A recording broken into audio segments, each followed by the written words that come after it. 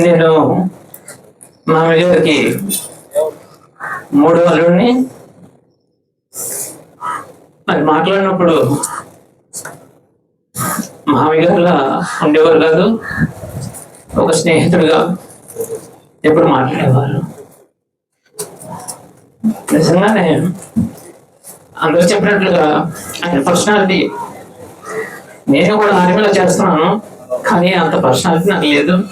కానీ మామయ్య గారిని చూసినప్పుడు నిజంగా పర్సనాలిటీ చూసి చాలా సంతోషం వేసేది. చాలా ఓపిక, బలంగా ఉండేవాడు. ఎప్పుడు మాట్లాడినా కానీ ధైర్యంగానే మాట్లాడేవాడు.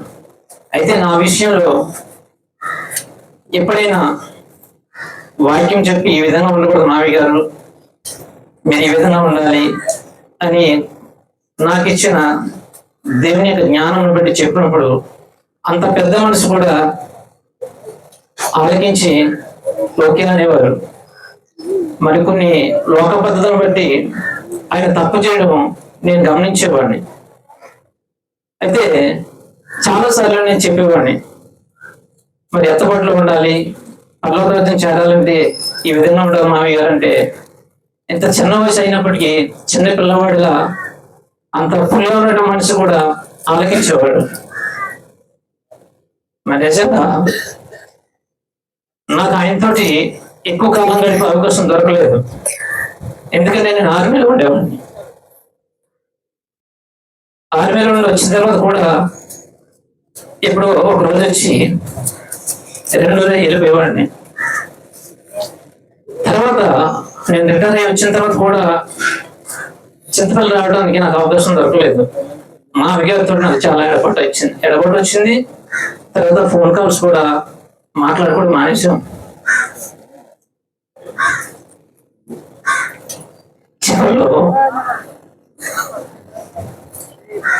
తనకు మా ఇంటికి వచ్చారు. మా ఇంటికి వచ్చినప్పుడు జయరత్నం గారు అని ఇక్కడ విశాఖపట్నం నుంచి పాస్టర్ ఇక్కడికి వచ్చి మీటింగ్ జరుపుతారు. ఆయన గురించి సాక్ష్యం చెప్పారు. చాలా విశ్వాసంతో మాట్లాడారు అన్నమాట. అంటే ఎప్పుడు కూడా ఇప్పటి వరకు చెప్పిన వారు అందరి వల్లే ఆయన ధైర్యంగా ఇది తప్పు అంటే దాని కొరకు నిలబడేవారు.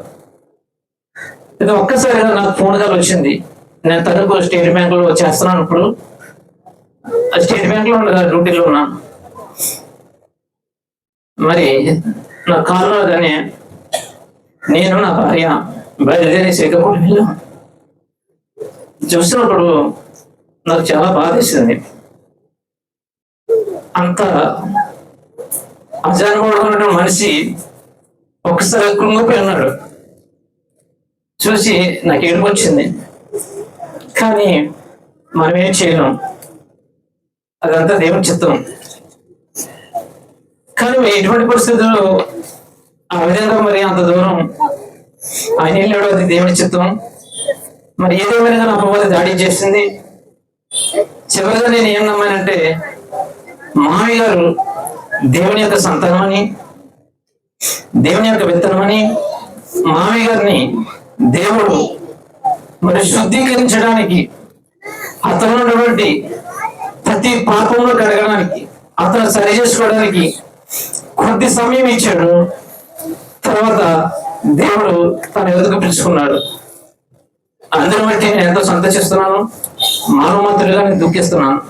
కానీ వాక్యం తెలిసిన వాడిగా ఆయన ఇక్కడ ఉన్నటువంటి ఈ జీవిత ప్రయాసం ఆనుకొని విశ్రాంతిలో ప్రవేశించి ఉన్నారు. అందరి బట్టి నేను ఎంతో సంతోషిస్తున్నాను. కాబట్టి మామయ్య గారు